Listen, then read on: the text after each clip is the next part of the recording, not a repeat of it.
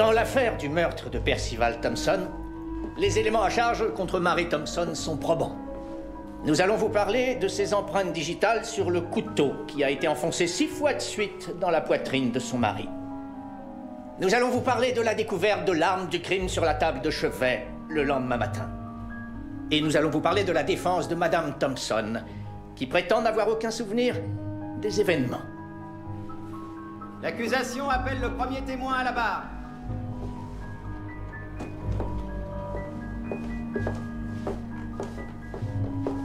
Madame Mary Thompson était une de mes patientes. Elle se plaignait de troubles de la mémoire.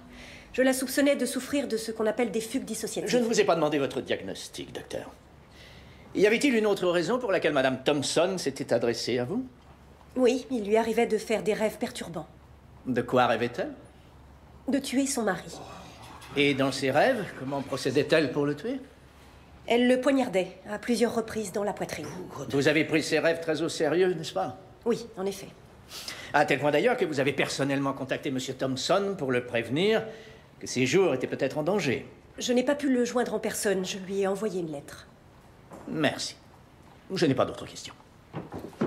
Docteur Ogden, en quoi consistent précisément les fugues dissociatives? Le terme a été inventé par le psychologue français Pierre Janet pour décrire les patients qui se dissocient de leur identité pour se réfugier dans une identité nouvelle. Et s'agit-il d'une décision consciente? Non, c'est totalement inconscient. D'ailleurs, le sujet ne garde le plus souvent aucun souvenir de la période de trouble. Ce qui expliquerait pourquoi Mary Thompson ne se rappelle absolument rien de la nuit où son mari est mort. Oui, tout à fait. Pas d'autres questions, votre honneur? Votre honneur, puis-je interroger à nouveau le témoin? Je vous en prie. Docteur Ogden, pourrions-nous imaginer qu'un individu malveillant feigne cet état de prétendue fugue? Dans quel but? Pour assassiner son mari et imputer cela à un trouble psychologique, par exemple. Il existe des moyens plus efficaces pour tuer son mari que de laisser une succession d'indices en priant pour que le juge prononce un verdict de folie passagère. Alors vous convenez que cette femme devrait être internée à vie dans une institution? Naturellement. Elle ne peut pas être exonérée de tout châtiment. Elle a tout de même tué son mari. Pas d'autres questions.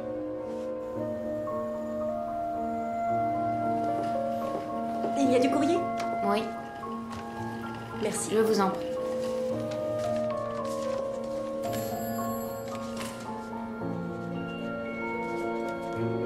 Vous l'avez condamnée, Mary Thompson est innocente.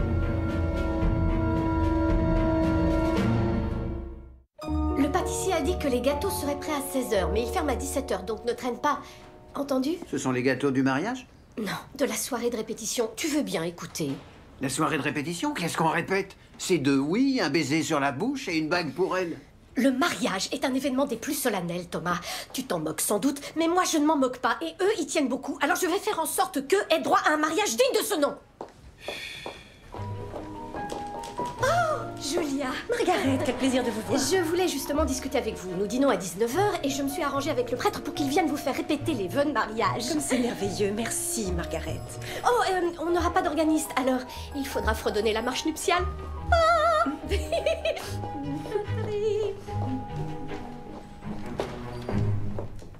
Il faut tirer sur ce côté pour qu'il soit plus long de 2 phalanges. Ensuite, on passe le long au-dessus du court et on remonte par l'intérieur. On fait un nœud avec celui-ci en forme de papillon, comme ceci. Ma tante Azalée m'a appris une histoire de lapin sortant d'un terrier comme méthode mnémotechnique. Elle racontait toute une fable très compliquée. En tout cas, elle m'a enseigné que savoir faire son propre nœud papillon était la marque d'un vrai gentleman. Non pas que j'insinue que vous... Ce n'est pas moi qui vous contredirai. Voyez-vous ça? Ça ne porte pas malheur pour la mariée de voir le marié dans sa tenue? J'ai l'impression que c'est l'inverse. Vous ne craignez rien, docteur? Je regrette de ne pas vous épouser plus souvent. Je crois qu'une fois par vie me suffit amplement. Merci. Comment s'est passé le tribunal? J'ai cru que ça allait jusqu'à ce que je reçoive ceci. Vous l'avez condamnée. De qui ça vient? Je n'en sais rien. Elle est arrivée cet après-midi. Le cachet indique midi. C'était il y a 2 heures. Juste après mon témoignage. William, j'ai dit au juge qu'elle devrait passer le restant de ses jours dans une institution. Si elle est innocente, c'est une condamnation à perpétuité. C'est au beau milieu du procès que vous voulez commencer à enquêter? Vous n'avez pas un mariage organisé? Monsieur, c'est le poste 5 qui a conduit les premières investigations et comme vous le savez, ils ne sont pas toujours très méticuleux. Je doute qu'ils se réjouissent de se voir montrer du doigt. Qui a envoyé cette carte? Je n'en ai aucune idée. Et pourquoi à vous? Et non à l'avocat, ou mieux à la police. La personne qui l'a envoyé a dû sentir que je chercherais la vérité. Bon, votre premier travail est de découvrir qui a envoyé la carte. Je pense qu'on devrait aller enquêter à l'Empress Hotel. Si vous trouvez quelque chose, c'est avec un plaisir immense que je me rendrai au poste 5 pour réclamer leur dossier.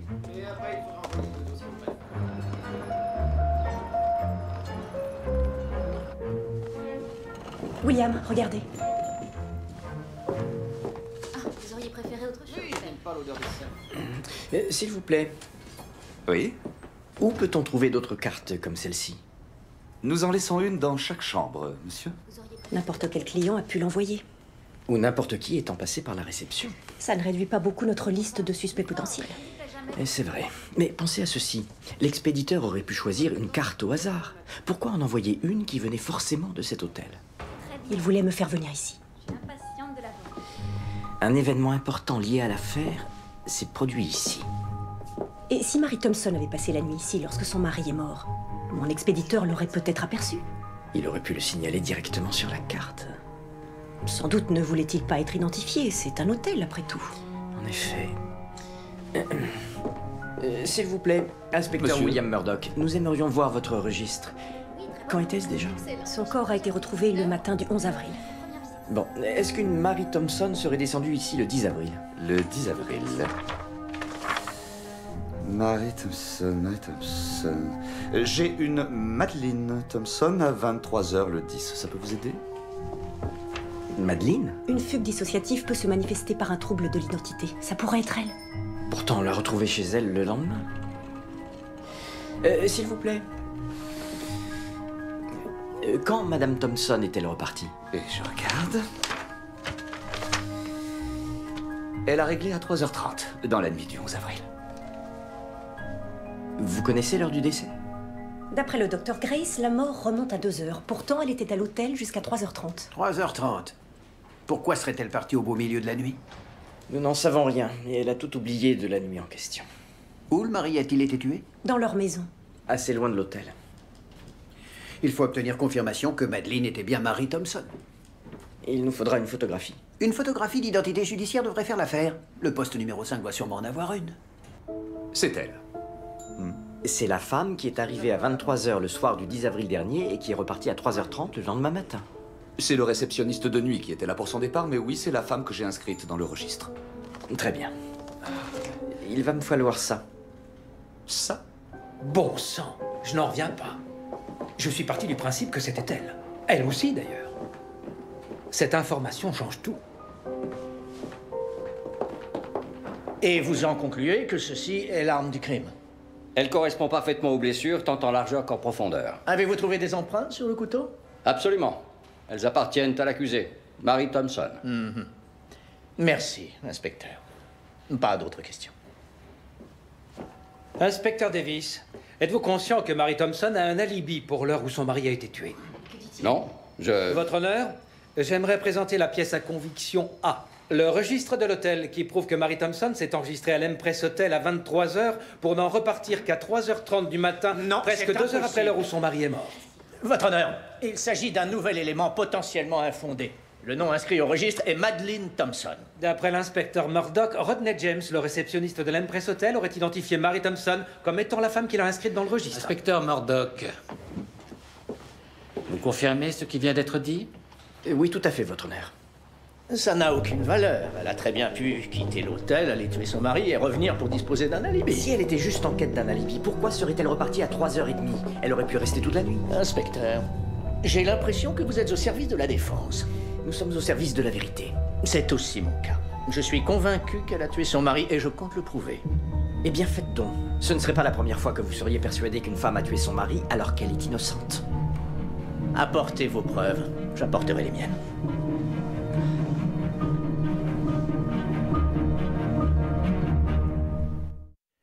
Bon, si Mary Thompson n'a pas tué son mari, il faut qu'on le prouve. Comment on procède? Nous savons qu'elle a passé au moins une partie de la nuit à l'Empress Hotel. Je vais envoyer Higgins là-bas pour interroger le réceptionniste de nuit. D'autres l'ont peut-être vu. Nous devrions aussi tenter de trouver l'identité du vrai meurtrier. Et en savoir plus sur la victime. C'était un homme d'affaires, il me semble. À qui profite monsieur- le crime? Crabtree, plongez-vous dans les affaires de Monsieur Thompson. Entendu. Qu'est-ce que vous faites encore là? Je crois me souvenir que nous sommes attendus à dîner. Quelle heure est-il? Bon sang, quoi? Les voilà. Madame Brackenreed, J'en prie, où étiez-vous passée? Elle a bien failli me rendre je vous folle. assure que j'ai fait de mon mieux. Margaret, excusez-nous du retard. Oh non, ne vous excusez pas, c'est à cela que sert la répétition. Inspecteur, Madame Brackenreed, le père Clemens attend depuis une demi-heure. je croyais que c'était à ça que ça servait, la répétition. Ne fais pas le malin, Thomas, ça ne te va pas du tout. Installez-vous, mesdames et messieurs. Le père Clemens est un peu pressé, alors nous allons nous y mettre sans attendre. Inspecteur, vous vous placerez devant l'hôtel avec votre témoin. Qui est votre témoin? Oh, je n'ai pas... Que doit faire le témoin? Eh bien, traditionnellement, le Il témoin... vous tend la bague. Oh, ben, je l'ai apporté. Bien. Choisissez un témoin, donnez-lui la bague et il vous la repassera ensuite. Faites ce qu'elle dit. Bien. Georges, si vous voulez bien. Monsieur, vous êtes sérieux? Oh, je ne sais pas quoi dire. Oui, naturellement, je suis honoré. Je ne vous décevrai pas. D'accord, très bien. Merci. Bon, allez vous mettre en place. Allez, en place, en place, en place. Formidable. Très bien. Maintenant, Dr. Grace. Oui, en tant que demoiselle d'honneur, vous serez la première à vous diriger vers l'hôtel. Donc, vous devrez vous mettre à marcher dès que l'organiste entamera la marche nuptiale. Normalement, c'est à ce moment-là que le père de la mariée vous prend le bras pour vous escorter jusqu'à l'hôtel. Mais étant donné que le vôtre n'est plus de ce monde, vous devrez vous passer d'escorte. Je me demandais si vous accepteriez de me conduire à l'hôtel, inspecteur. J'en serais honoré. Tu restes sobre jusqu'à l'église. Si vous voulez bien, fredonnez la marche nuptiale. Pas trop vite, Dr. Grace. Il faut que vous suiviez le tempo. Vous faites un pas et ramenez l'autre pied. Thomas, tu peux t'approcher avec la mariée. Voilà, très bien, bravo. Ce n'est pas sa première fois, Margaret.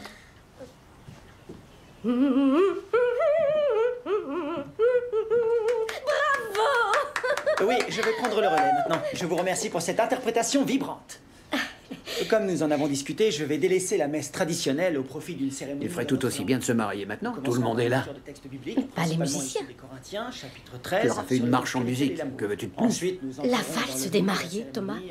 Tu te souviens de la valse des mariés? Oh, non, évidemment, on avait déjà un coup dans le porte-pipe à ce stade-là. Et après, nous pourrons passer directement aux vœux. Je vous demanderai si vous voulez prendre la mariée pour épouse, dans la santé et la maladie jusqu'à ce que la mort vous sépare, et vous me répondrez. Et oui, je le veux. Et je vous poserai la même question et vous me répondrez. Oui, je le veux. Alors vous tendrez la bague à William.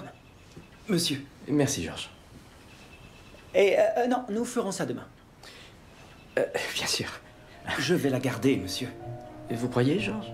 Je suis votre témoin.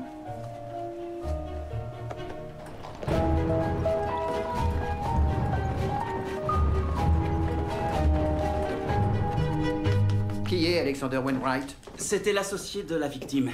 Dans quel genre d'affaires? Les produits manufacturés. Ils ont créé une usine de pneus à Toronto en janvier. Ensemble, ils ont acheté une vieille usine de matelas dans Dufferin Street qu'ils restructuraient quand Thompson a été tué. Vous avez trouvé quelque chose de louche? Depuis la mort de son associé, Wainwright s'est mis à liquider les actifs de la société. Il y a anguille sous roche. Si vous voulez mon avis, une anguille sous une roche ne ferait de mal à personne. Je ne comprends Georges. pas cette... Mais vous avez raison, les associés ont signé une convention dans laquelle il est écrit que si l'un d'eux décède, tous les actifs de la compagnie reviennent à l'autre. Très intéressant. Pourquoi signer un accord pareil? Je ne sais pas. L'avocat a rédigé le document à la demande de Wainwright et il a dit qu'il n'avait jamais rencontré Thompson. Apparemment, c'était un ermite. Et ils l'ont signé quand? Le 4 avril, une semaine avant le meurtre. Voilà qui est très intéressant.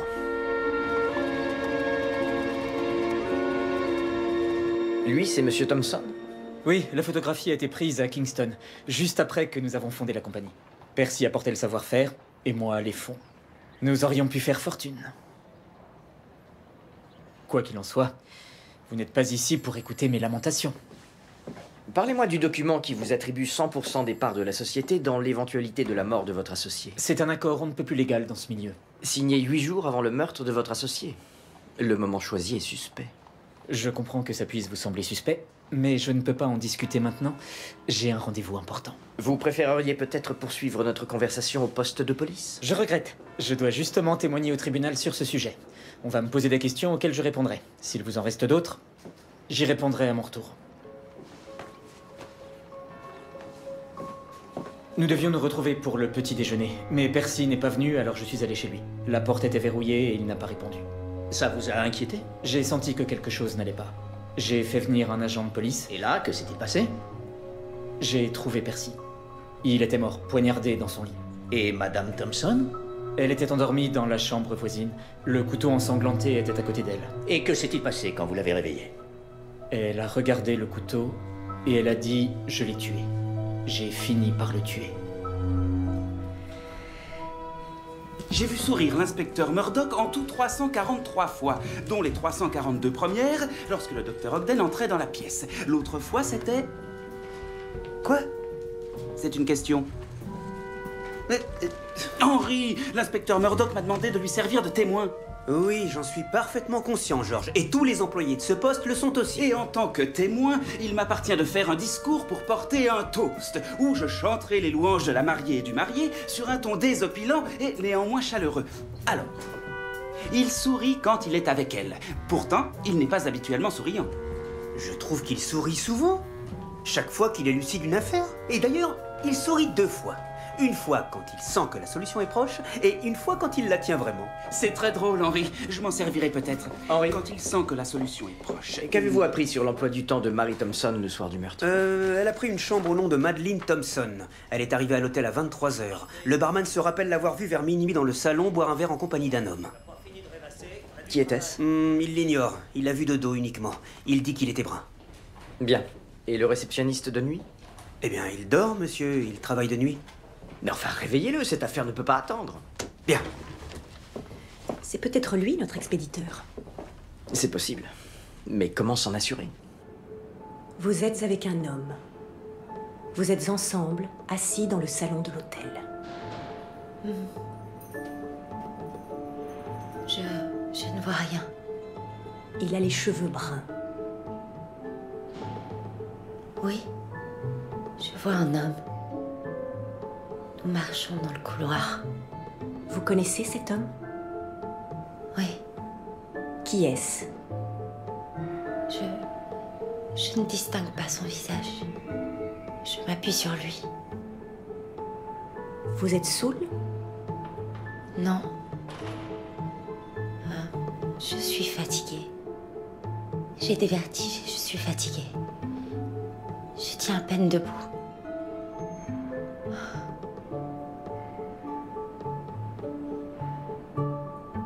Bien sûr qu'elle était fatiguée à 3h30 du matin. Sa description m'a donné l'impression qu'elle avait été droguée. Où elle est-il? À la réception de l'hôtel. Higgins, où est le réceptionniste? Il sera là à midi. À midi? Faites-le venir tout de suite. Je suis navré, mais le poste 5 est en train de l'interroger. Non, ce fichu Davis. Dr. Grace, vous avez besoin de quelque chose? Je viens de recevoir une convocation pour témoigner contre Mary Thompson. Dr. Grace, à quelle heure avez-vous estimé le décès de la victime? Entre minuit et demi et 2 h du matin. Comment l'avez-vous déterminé? À partir d'un certain nombre de facteurs, les lividités cadavériques. Oh, il s'agit du déplacement passif de la masse sanguine vers les parties déclives du cadavre. Oui, c'est tout à fait ça. Et quels autres facteurs? La température interne du corps. Un cadavre se refroidit à une vitesse spécifique qui varie selon la température de l'air. Comment connaissez-vous la température de l'air à l'heure du décès alors que vous n'étiez pas sur les lieux? Je l'ai estimé. Oh, de l'à peu près. Et la température corporelle avant la mort? Je crois qu'elle varie d'une personne à l'autre et d'un moment à l'autre. Je l'ai estimé à 37 degrés. À peu près. Est-il juste d'affirmer que les estimations et les approximations entraînent forcément une marge d'erreur? Oui, bien sûr. Et mises bout à bout, ces erreurs pourraient largement fausser vos calculs, n'est-ce pas? Sans doute. Il serait plausible par conséquent que le décès de la victime soit intervenu, admettons, à 4 heures du matin plutôt que 2 heures. Oui, ce serait plausible. Merci. Monsieur Poe, étiez-vous en service à la réception la nuit où Madame Thompson a rendu les clés de sa chambre à l'Empress Hotel? Oui, c'était moi. Quelle heure était-il? 3h30 du matin. Avez-vous vu si elle était accompagnée? Oui. Il y avait son mari. Son mari? Oui. Donc, contrairement à ce que prétend le légiste, M. Thompson était encore en vie à 3h30. Oui, et très en forme. Je vous remercie. J'ai un peu de mal à l'admettre, mais si M. Thompson était en vie à 3h30, alors sa femme a très bien pu le tuer. Oui, si vous pensez que le docteur Grace s'est trompé dans ses calculs. Monsieur, docteur, George. je peux vous voir rapidement. Monsieur, j'ai une grande nouvelle. Monsieur Pendrick nous a dégoté une calèche magnifique pour votre mariage. Malheureusement, les gars veulent y accrocher des objets qui font du bruit. Des boîtes en fer vide et je ne sais quoi d'autre, pas d'explosifs, mais en tant que témoin, j'ai décidé de vous avertir. Excusez-moi, William. Ceci a été envoyé au tribunal. L'homme qui l'accompagnait n'est pas son mari. George, je veux que vous alliez au bureau de Wainwright. Au mur, vous trouverez un portrait de M. Wainwright avec M. Thompson. Rapportez-le nous aussi vite que vous le pouvez. Tout de suite. Monsieur Prou, comment savez-vous que l'homme qui accompagnait Madame Thompson était son mari? J'ai remarqué qu'il portait des alliances assorties. On ne voit pas ça très fréquemment, un homme qui porte une alliance. Monsieur Prou.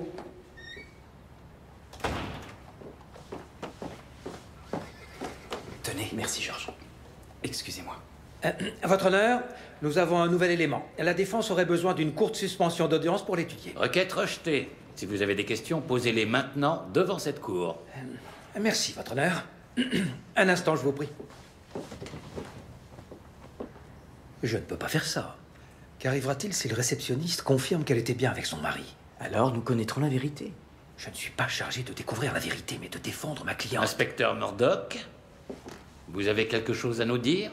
Votre honneur, nous souhaiterions confirmer que c'est bien Percival Thompson que le réceptionniste a vu la nuit du meurtre. J'ai ici une photographie de M. Thompson. Comment sommes-nous censés savoir qu'il s'agit bien du mari de l'accusé? Interrogez donc sa femme. La défense n'a pas d'autres questions. Mais moi, j'en ai. Inspecteur, je vous en prie. Votre honneur, ce procédé est contraire aux usages. J'en prends bonne note. Allez-y.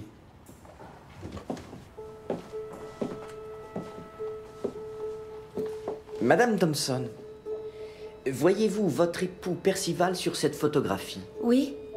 Pourriez-vous me le montrer?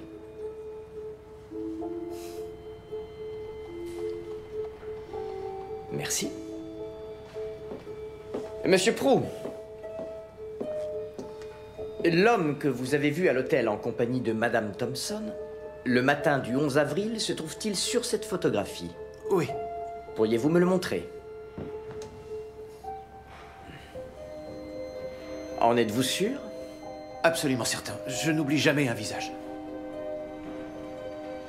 Le greffier peut noter dans les minutes du procès que l'homme désigné par le témoin comme accompagnant Madame Thompson la nuit de l'assassinat était Alexander Wainwright et non Percival Thompson. Donc, selon vous, c'est Wainwright qui aurait commis le meurtre? Il savait que l'accord qu'il avait obligé Percival Thompson à signer ferait forcément de lui le principal suspect. C'est pourquoi il fallait que quelqu'un d'autre porte le chapeau. Il savait que Mary Thompson souffrait de fugue dissociative et qu'elle ne se rappellerait pas ce qui se passerait. Et comment a-t-il su qu'elle se trouvait en pleine crise au moment où il a commis le meurtre? Thompson a pu le lui dire. Ils étaient proches tous les deux. C'est une pure spéculation. Vous avez une hypothèse plus convaincante? Wainwright a drogué Madame Thompson. Il a pris sa clé et s'est rendu chez elle pour poignarder son mari. Ensuite, il est revenu chercher Madame Thompson. Qui était droguée au point de ne rien comprendre.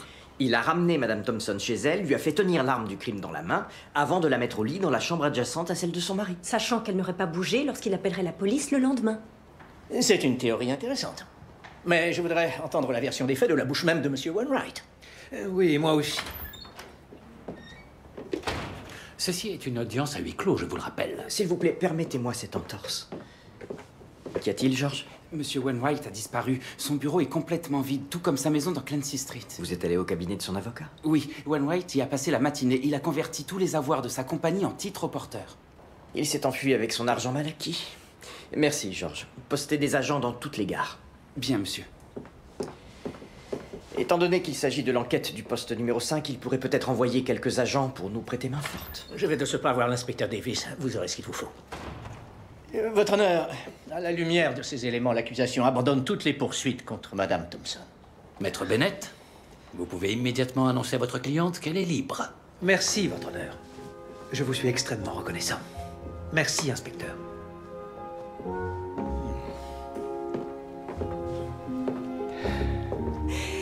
plus beau cadeau de mariage que vous pouviez m'offrir. Inutile de me remercier, Dr. Ogden. On était censé s'offrir des cadeaux? Allons nous marier, Monsieur Murdoch. Bonne idée.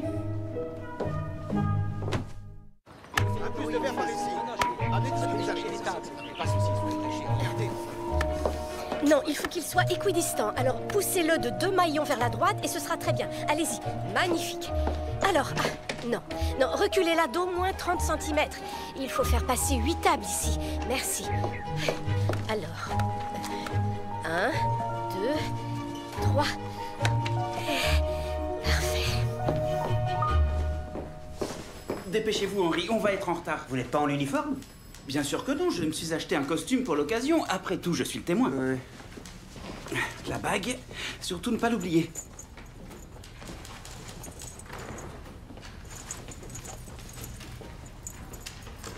Où est-elle? Ce n'est pas moi qui l'ai. Higgins, je n'ai pas le temps de jouer. Pourquoi je vous aurais pris la bague? Oh, je ne sais pas, parce que vous êtes jaloux que l'inspecteur m'ait choisi comme témoin.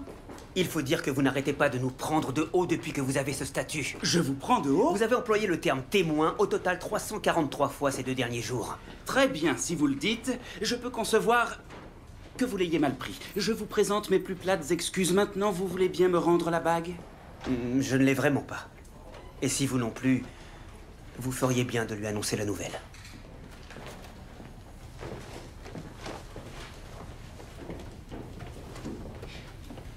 Oh Seigneur, oh Seigneur.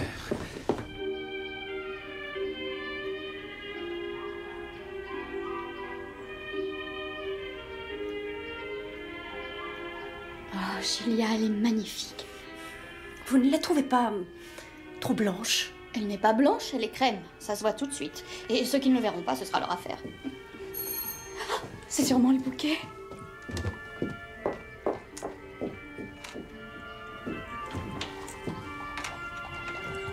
Merci.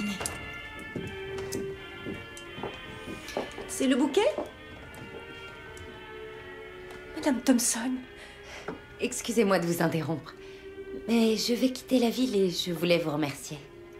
Vous m'avez sauvé la vie. J'y vais. Je ne suis on ne peut plus heureuse pour vous. Quand est-ce que vous partez? Tout à l'heure, le train de 18h32. J'ai décidé de m'installer quelque temps chez ma sœur. Je vous comprends parfaitement. Merci, Dr. Ogden. Et je vous souhaite tout le meilleur. À vous aussi, Marie.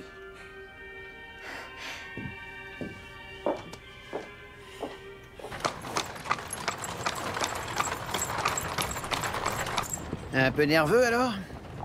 Un peu, sans doute, c'est normal. Ne vous en faites pas, tout se passera bien. Vous avez sûrement raison. Ce n'est jamais qu'une cérémonie, après tout. Je ne vous parle pas de la cérémonie, Murdoch. Pardon? Je ne vous le dirai qu'une fois. Elle a de l'expérience. Vous, non. Ça peut être difficile pour un homme. Vous savez, Croyez-moi, j'ai vécu ça. Madame Brackenry? Margaret, grand Dieu, non. Je parle de Suzy Waters de Barnsley. Avec elle, on était nombreux à tenter notre chance. L'essentiel, Murdoch, c'est de faire semblant. De faire semblant? Il faut vous convaincre que chaque fois que vous vous êtes imaginé en train de le faire, vous le faisiez vraiment. Montrez-lui qui est l'homme. C'est ce qu'elle recherche. Mais surtout, quoi que vous fassiez, ne la laissez pas prendre les rênes. Ce chemin-là ne vous mènera à rien de bon.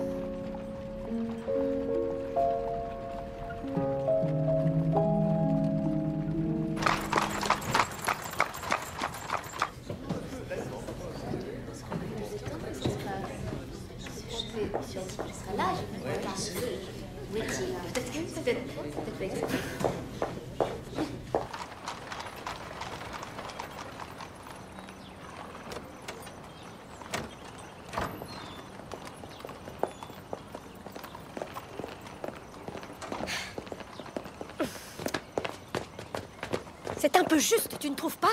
Il me semble que nous avons encore 2 minutes. Ah, où est la mariée? Je suis sûr qu'elle ne va pas tarder. Qu'est-ce qui presse? Le quatuor ne reste pas au-delà de 8 heures. Oh. La voilà. Oh, il ne faut pas voir la mariée avant le mariage. Je suis sûr que ce n'est pas grave. Allons vous marier, Murdoch.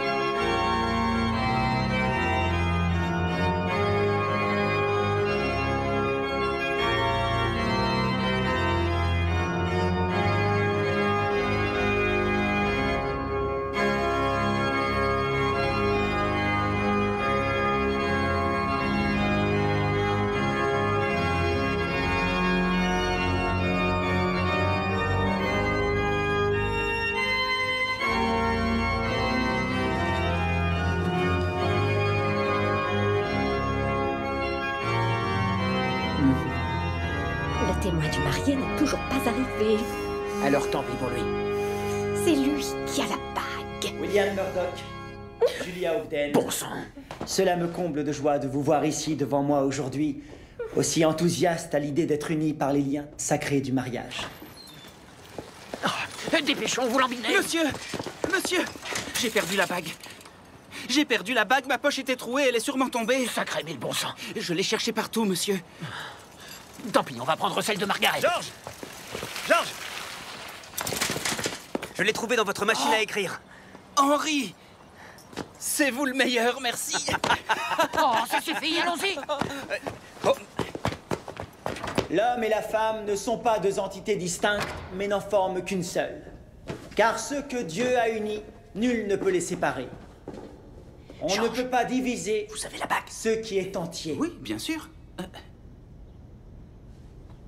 Et Paul a dit dans les Corinthiens, chapitre 13, « Si je parle les langues des hommes et même celles des anges, mais que je n'ai pas l'amour, je suis un cuivre qui résonne ou une cymbale. » Wainwright avait-il la bague de Thompson, Si j'ai le don de prophétie, lorsque le réceptionniste de lui l'a vu. Et toute la connaissance, sans doute espérait-il se faire passer pour lui. Jusqu'à transporter des montagnes. Peut-être, mais Madame Thompson l'aurait sûrement remarqué si l'homme qui l'accompagnait portait l'alliance de son mari. Et si je distribue la totalité de mes biens aux pauvres? Et si c'était l'inverse? L'inverse? Et si l'homme que le réceptionniste a vu était son mari? Et se faisait passer pour Wainwright? Quelqu'un a déjà vu ou parlé à Monsieur Thompson? L'amour ne se vante pas. Sa femme l'a identifié, mais... Elle a pu mentir. Il ne cherche pas son Qui mettrait en doute sa parole? D'autant plus qu'elle était le principal suspect pour le meurtre. Mais il se réjouit de la vérité. Donc la personne qui a envoyé la carte et le télégramme... C'est son mari. Crois tout, espère tout, supporte tout. L'amour ne meurt jamais. Que se passe-t-il? Les prophéties disparaîtront, Je les langues l'ignore. cesseront. Mais l'amour ne disparaîtra jamais. Elle a dit qu'elle quittait la ville par le train de 18h32. Il faut les empêcher de partir. Oui. Thomas! Arrêtez-vous là! Que se passe-t-il? Inspecteur, Mary Thompson et son mari sont des meurtriers qui vont échapper à la justice. Quoi? Quel mari? Thompson et Wainwright. Wainwright et Thompson. Qui est mort? Wainwright! Nous n'avons pas de temps à perdre. Il s'échappe. Je m'en tamponne le coquillard. Vous quitterez cette église quand vous serez mariés. Monsieur, j'ai dit... Marquez-vous.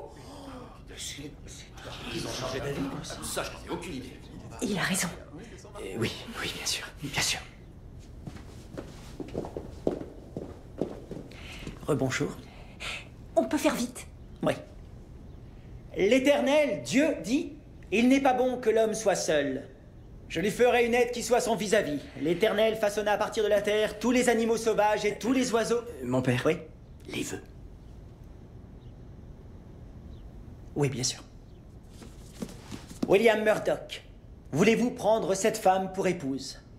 Promettez-vous de lui rester fidèle dans le bonheur et dans l'adversité, dans la maladie et la bonne santé? Promettez-vous de l'aimer et de la chérir tous les jours de votre vie? Oui, je le veux. Et vous, Julia, voulez-vous prendre cet homme pour époux? Promettez-vous de lui... Oui, je le veux. Je le veux vraiment. Devant Dieu et en présence de cette assemblée, je vous déclare unis par les liens du mariage, au nom du Père, du Fils et du Saint-Esprit. Amen. la bague. Oh, Georges.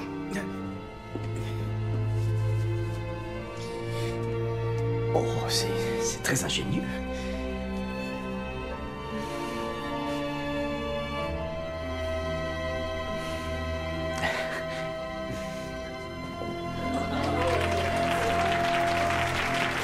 Georges, Henri, à 18h32, il y a un train pour Buffalo à la gare de Union Station. Dites aux agents qu'on cherche Mary Thompson. Et je veux un homme près du téléphone. Entendu. Mais il y a la réception! Wainwright avait les fonds de départ. Sa mort rapporte beaucoup d'argent à Thompson. Mais si Thompson se faisait passer pour Wainwright, où était le vrai Wainwright? Il n'était pas à Toronto. Thompson est venu le premier s'établir officiellement sous l'identité de Wainwright. Quand il l'a rejoint, le vrai Wainwright a été assassiné. Et Marie a prétendu que la victime était son mari. Qu'est-ce que c'est que ça, William? Oh, une farce des collègues du poste. Espérons que Madame Thompson soit encore chez elle. Bonjour. Où est Madame Thompson? Elle est partie. Partie où? À la gare de Don Station, je pense. Ils ne veulent pas franchir la frontière, mais fuir vers l'est. Appelez la borne de la gare de Union Station. Dites à l'agent qui vous répondra de retrouver l'inspecteur Murdoch à Don Station. Certainement, monsieur. Merci. Don Station, s'il vous plaît. Je n'ai pas encore fini. Oh, nous sommes très pressés.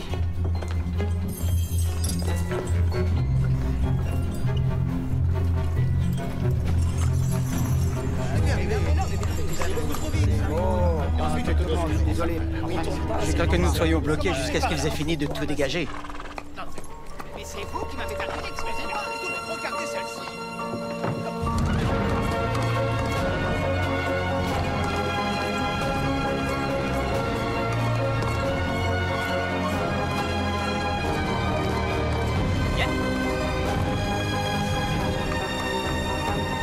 Oh. En voiture! Le train va partir dans 2 minutes! Madame Thompson? Que se passe-t-il? Docteur Ogden, que faites-vous ici? Nous cherchons votre mari. Mais il est mort, vous le savez. L'homme que vous avez identifié comme feu votre époux était Alexander Wainwright. C'est absurde. Audacieux serait le mot le plus juste. Peut-être, mais vous n'avez aucune preuve. Pas encore. J'ai eu votre message, Murdoch. Que se passe-t-il? Vous avez fouillé le train? De fond en comble, mais on ne l'a pas trouvé. En voiture, ce train desservira les gares de Cobourg et Kingston. À moins que vous n'ayez des preuves pour soutenir votre thèse ridicule, j'ai un train à prendre. Georges, ouvrez cette malle. Madame Thompson, votre train.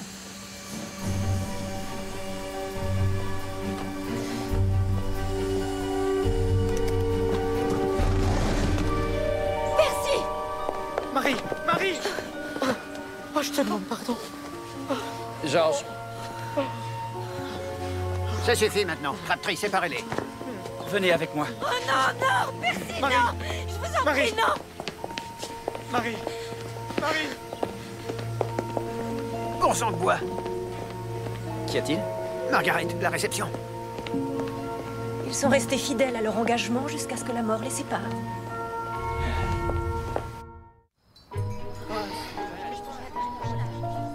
S'il vous plaît, pourriez-vous jouer la valse des mariés? Je vous remercie. Il y a du scotch au bar. Je suppose que tu es revenu pour ça. Le travail passe avant tout, Margaret, tu le sais. Tout ce que je sais, c'est que ce mariage parfait a été transformé en catastrophe parfaite. L'essentiel, c'est que leur union soit parfaite. Tu plaisantes. Une union parfaite, ça n'existe pas. Pourquoi joue-t-il la valse des mariés? Il paraît que j'ai manqué la première. Madame Brackenreed, m'accordez-vous cette danse? Oh, Thomas. Et voilà, regardez. Félicitations. Oh, les mariés, ils sont venus. Mais bien sûr. Voulez-vous? C'est notre valse après tout. En effet.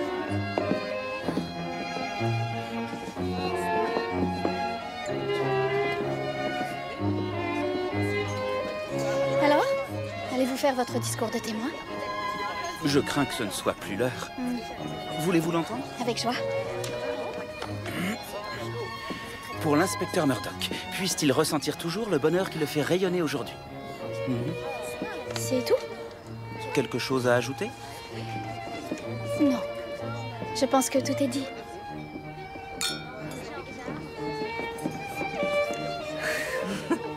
Ma coiffure doit être effrayante. Non, vous n'avez jamais été plus radieuse. Je crois que j'ai passé la journée de mariage parfaite. À un détail près. Je n'ai pas encore embrassé la mariée.